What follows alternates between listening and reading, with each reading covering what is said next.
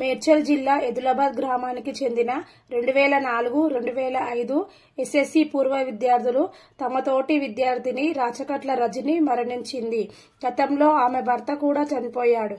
వారి పిల్లలు తల్లిదండ్రులను కోల్పోయినందుకు విద్యార్థులందరూ కలిసి 50,000 రూపాయలను పిల్లలకు ఆర్థిక సహాయం అందజేశారు.